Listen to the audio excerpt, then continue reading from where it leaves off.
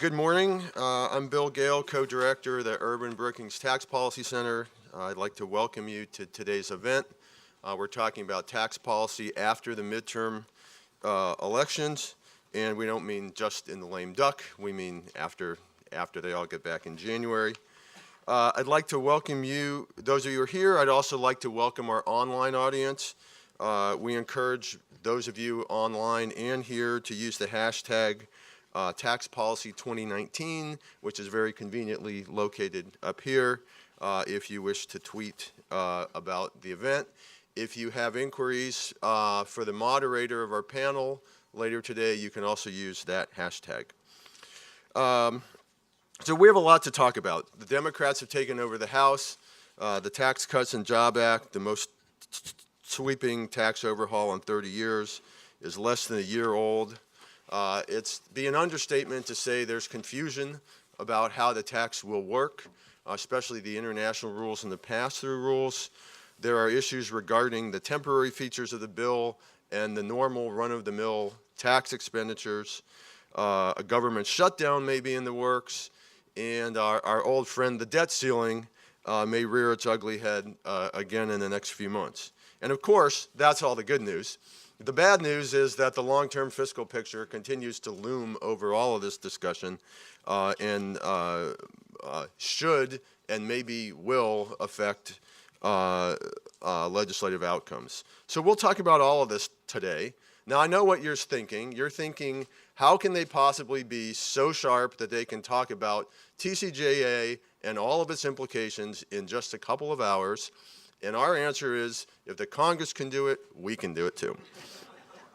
So our agenda today includes an opening talk by Mark Mazur, be followed by a panel of tax experts whose opinions I'm very much looking forward to. And then Senator John Perot, thank you, will offer a keynote address. My job is to introduce Mark Mazur, who will give an overview of the landscape. You can find Mark's full bio in your folder or online. Very shortly, very briefly, Mark is the Robert C. Posen Director of the Tax Policy Center. He is also a VP of the Urban Institute. He has, before Urban, he had worked for 27 years in the federal government, rising eventually to Assistant Secretary for Tax Policy in the Treasury Department, but he also has held a number of other jobs in the IRS, in the Joint Committee on Taxation, the Council of Economic Advisors, the National Economic Council, and the Department of Energy. In the parlance of the play Hamilton, Mark was in the room where it happened for 2 decades. So today I'll talk about where we're headed, what we should expect next, and with that, let me turn the podium over to you.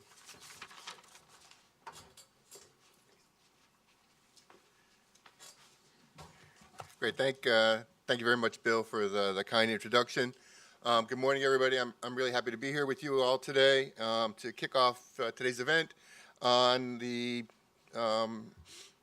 tax policy in the wake of the midterm elections.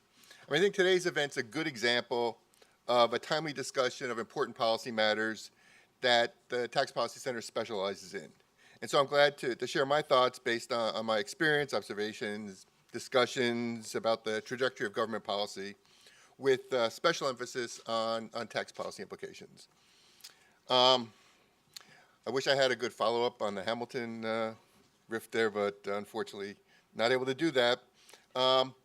But one point that I want to start off with, just obviously predicting the future is difficult, right? That particularly at this moment, the direction of future federal policy appears particularly murky. And when I was going through my preparations for today, I was reminded of the famous quote by Yogi Berra, the all-star catcher. And he said, "The future ain't what it used to be." And the reason I thought this about this quote was that my first thought after the elections was, well, let's go back in time and look at previous times when one or both houses of Congress have flipped in a midterm election, and maybe we use that as a way to think about this. And so in the last 3 decades, this has happened several times, For example, in 1994, both the House and Senate went from Democrat control to Republican control during the Clinton administration. And the Clinton administration had to figure out how they're going to deal with the new powers that be in Congress. And if you recall, it was a pretty rocky starting point, but eventually got to the point where at least some legislative activity occurred. In 2006, both the House and Senate went from Republican to Democrat control in a Bush administration. And again, kind of a rocky time, but then some legislative accomplishments occurred. And then more recently, in 2010, the House of Representatives went from Democrat control to Republican control. And then in 2014, the Senate did the same. And this was in the Obama administration. And again, if you remember, the kind of rocky, turbulent times, government shutdowns, a lot of animosity, but eventually some legislative accomplishments. And so when I was looking at the fiscal policy in the wake of each of these changes, there appeared to be some kind of a pattern, that there were difficult adjustments up front, that it was hard to adjust to the relationships that you had created that no longer worked, and then to develop new relationships, both between the houses of Congress and also between the administration and Congress. And these difficult adjustments led to various types of breakdowns, as I mentioned earlier, exemplified by things like government shutdowns. But then eventually these relationships get reestablished, and legislative accomplishments, big and small, can occur. Obviously, the smaller ones are more numerous than the big ones, but there is some momentum, and you do get some legislative things done. And then events in the outside world, not just in Washington, D.C., or between both ends of Pennsylvania Avenue, events in the outside world can affect the type of legislative accomplishments.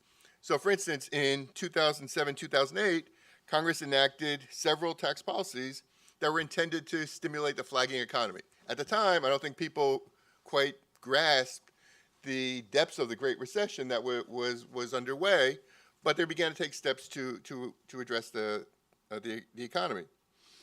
These included things like bonus depreciation, first-time homebuyer credit, and tax rebates. But as more I thought about it, I became less sure that more closely examining these periods and the fiscal legislation considered or enacted would be a particularly fruitful path. And so, to restate Yogi Berra, the future ain't what it used to be, or to use a more recent example, past performance is no guarantee of future results. And both of these sentiments reflect the unique nature of our current period. So instead, what I want to do is step back a little bit and look at bigger picture and focus on some basic background data, some basic fiscal facts. So first one, since 1960, the federal revenue to GDP ratio has fluctuated in a fairly narrow range, between, say, 15% and 20% over time. And that's despite recessions, expansions, military actions, peace dividends, a whole range of things, but it's relatively narrow fluctuation.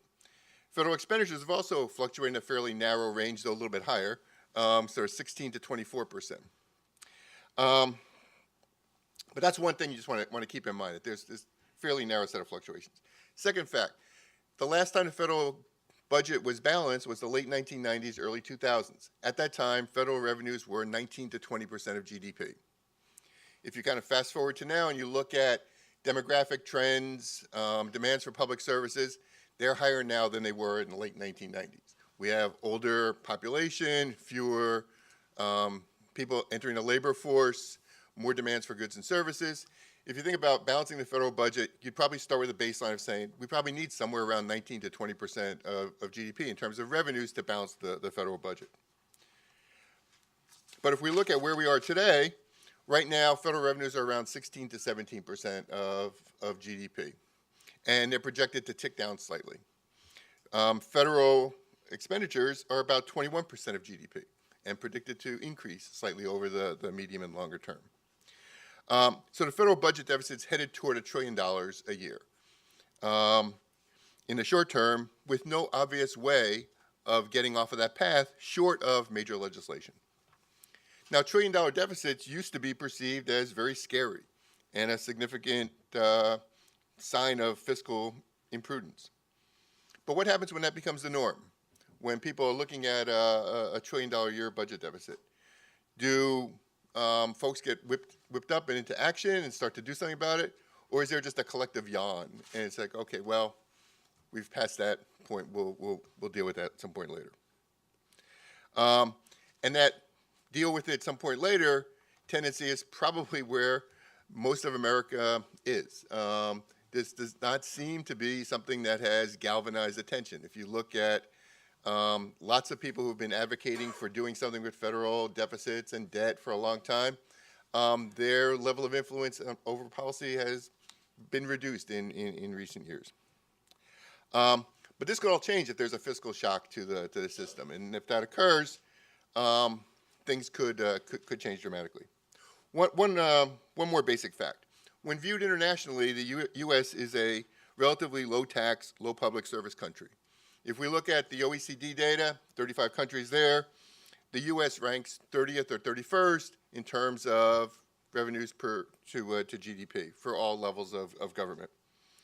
And the U.S. ranks kind of 25 or 26 in terms of spending by all levels of government as a share of the economy. And the reason for the difference in the rankings, of course, is we run a 3 or 4% a year budget deficit, where other countries tend not to be quite as expansive. So with that background in mind, let's look a little bit forward to the various decision points that are facing policymakers in the area of tax policy. First, there are a number of tax provisions that expired at the end of 2017. Now, normal people would look at this and say, well, if they've expired at the end of 2017, then there's no incentive for people to do anything in 2018, so maybe we should leave them expired. What Congress, though, has done is routinely gone back in time and extended tax provisions that have already expired. And so because of this, now there's pressure that to extend these further. There are 20 plus of these expiring provisions, and they're on the congressional agenda as possibly need to be extended for 1 or more years. And these include a wide range of things, tax credits for renewable energy, tax credits for railroad track maintenance, deductions for college tuition, faster depreciation schedules for racehorses and NASCAR tracks, and other things. But there's a range of these things, and they've typically been extended by Congress 1 or 2 years at a time. Another decision point is the one that Bill alluded to a few minutes ago, is the lapse of seven appropriations bills that occur December 7th. And a number of federal agencies will be affected by this. It's about 25% of the federal discretionary budget that's at risk here, but it covers some very important federal agencies. Treasury, IRS is covered by these set of appropriations, Department of Homeland Security, Department of State, Interior, Transportation, and several others. This bill could serve as a platform for some tax legislation passed in a lame duck session, or could turn into a pitched battle with potential for a government shutdown occurring. At this point, we're a week and a day out. We really don't have a good line of sight into which of those is more likely. There are also some other pieces of legislation kind of pushing along. There's a farm bill and some other things that are trying to get across the finish line. There are a bunch of other tax issues, though, that need to be addressed, perhaps with less pressing time deadlines. These include things like technical corrections to the Tax Cuts and Jobs Act. And Chairman Brady and bill he recently introduced had 5 technical corrections in there. If you've looked at the draft legislation, you probably see dozens of other opportunities where that could be helpful. But that's one thing that could occur. There's also been technical corrections for the Affordable Care Act that have been laying around since 2010 that have not advanced in Congress, but there are many of those as well. There's a 7.5% floor for medical expense deductions that expires at the end of this year. So if Congress is looking to do something for individuals going forward, extending that for another year would at least give certainty to people who incur medical expenses early in 2019. And then at the end of 2019, there are a number of excise tax cuts on alcoholic beverages that were included in the Tax Cuts and Jobs Act. These excise tax cuts benefit all producers of alcoholic beverages, though the percentage reduction in tax bills are larger for smaller producers.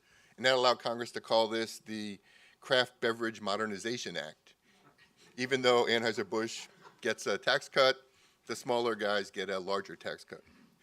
But one thing to keep in mind is these expire at the end of 2019. If Congress does nothing, January 1st, 2020, excise taxes on beer, wine, distilled spirits go up. And pretty much every member of Congress has people in their district who care about this issue. The Tax Cuts and Jobs Act itself also has a lot of provisions that phase down, things like bonus depreciation, that begin amortization of R&D expenses, that change rates, some of the international provisions that were included in the bill, or that expire, almost all the individual and estate tax provisions in the bill. All these schedule changes occur in like 2022, 2023, 2025, giving ample opportunities for Congress to revisit the law, and also many interested parties to encourage Congress to revisit the law. So there'll be lots of opportunities for tax legislation going forward. Now let's look ahead at what could happen in the next couple months. We need to predict what Congress will do, which really has two components: what the House will do, what the Senate will do, because they're independent and headed up by different parties. There's also a time component: what happens in the near term, and what happens after January when the Democrats take over the House majority. But predictions are needed not just for Congress, but also for the administration. And when thinking about what the administration might do, I was led back to that disclaimer again. Past performance may not reflect future results, meaning that looking at how prior administrations have addressed these issues with a change in congressional control might not be the most helpful guide going forward. But I do see a couple of alternatives that are possible, which lay out the types of strategies that might be employed beginning in January. Congress could focus on message bills, essentially serving as lead-ins to the 2020 elections, the next set of national elections. And that these message bills would help clarify differences between Republicans and Democrats, would help potential 2020 presidential candidates lay out a platform, and do a number of things. And there are going to be many opportunities for these to occur on the Democrat side. There are no shortage of ideas from the progressive portion of the Democrat Party, including things like Medicare for all, universal basic income, large work-based tax credits, big infrastructure programs, rollback portion of the Tax Cuts and Jobs Act. There are probably just as many potential message bills on the Republican side. Things like Tax Reform 2.0, Balanced Budget Amendment, make the Tax Cuts and Jobs Act permanent, lower business taxes further, index basis for capital gains assets, just a range of things that are possible. If you go down that path, though, you'll pretty much have a bill that passes one of the houses of Congress, not the other, not signed into law by the president. So those would be message devices, but not leading to legislation that was enacted. The other extreme, there are bills that you could imagine being enacted into law and signed by the president. They'd have to have bipartisan support, of course, because different majorities in both houses, but that is possible.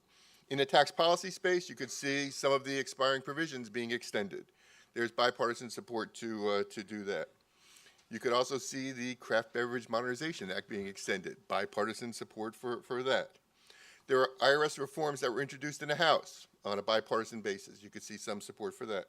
There are retirement savings proposals introduced both in the House and the Senate, again with bipartisan support. So you could imagine something there.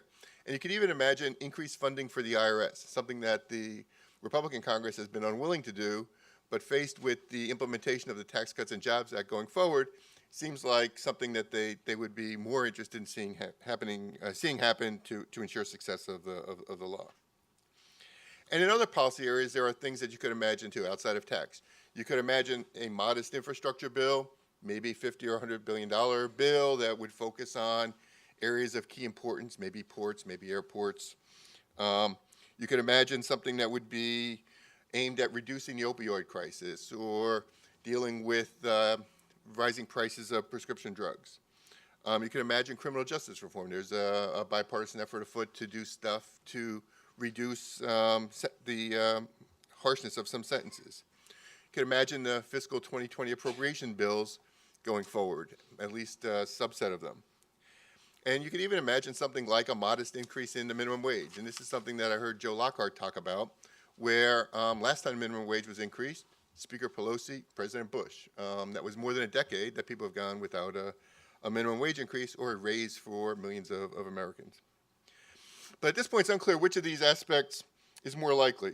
Probably we'll see some combination of both. Several message bills in House and Senate, and also some cooperation on legislation where the obstacles are not too large. But this relatively optimistic scenario does rely upon being able to avoid or overcome potential obstacles. And there are many obstacles that could occur. And I'll just flag a few of these.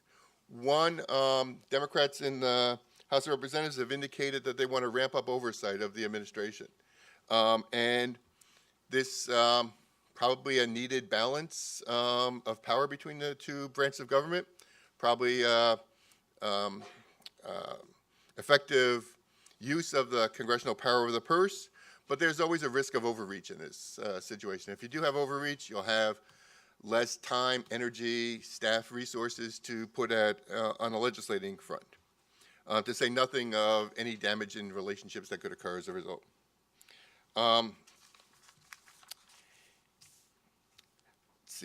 Similarly, the Senate has the potential for breakdowns in dealing with the larger Republican majority or smaller Democrat minority, which will result in things like changing resource levels, even changing offices, but dealing with things like what are going to be the rules for filibusters going forward and nominations and the like. And so there you can imagine that being addressed in a appropriate way where the workings of the Senate go on unimpeded, or you could imagine it causing lots of problems, and it'll be up to the Senate leadership to figure out how to overcome that. And then there are the obstacles that are presented by the administration's inconsistent or at least shifting policy positions. And without a clear sense of where the administration is going to be, what their bottom lines are, what are the policies that they're not willing to move on, it's hard to scope out the possibilities for a legislative deal. And these difficulties are larger, I think, in this administration than in previous ones, because in this administration, short of the president, it's really hard to say who can commit the administration to a course of action. And on top of all those specific kind of self-imposed obstacles, there's always the kind of wild cards that could occur and are really, really hard to predict. For instance, all the existing government forecasts show steady economic growth for the next decade or so, those from Treasury, OMB, and Congressional Budget Office. But we have ongoing economic expansion that is historical in length. And at some point, there will be a recession. None of us are good enough to predict it, or else I wouldn't be here talking to you. We would be out trading on that information. But we all know that something like this will occur. And when there's an economic downturn, there's going to need to be a policy response. At this point, hard to say what that policy response would be. I think one thing you can almost take to the bank, almost surely it will not be good tax policy when that occurs. So let me just wrap things up a little bit. My crystal ball for the next few years, or even the next 2 years, is pretty murky. But given that my job today is to help make some predictions, let me make 3. One, in the next 2 years, there will be a lot of drama. There will be drama on the Hill, there will be drama in the administration, and there will be drama between the Congress and the administration. 2, I think there will be a few significant legislative achievements. Some of the smaller ones may be in the tax area, but I would expect to see something larger in other policy areas. Maybe criminal justice reform or something with dealing with opioids, and I always hold out hope for a minimum wage increase.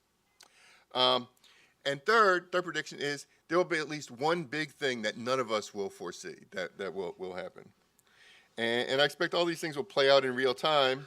We're going to get our first signals over the next week or so as we see how Congress deals with the appropriations bills. And personally, I'm looking forward to what the future will bring in the way of tax policy issues. And while Yogi Berra has said the future ain't what it used to be, there may be one exception to that rule, and that exception involves the role of the Tax Policy Center. So I'm pretty sure whatever happens in the coming months, the Tax Policy Center will be busy analyzing it and developing facts and commenting on that. And that's one prediction in which I have a high degree of confidence. Thank you for your attention.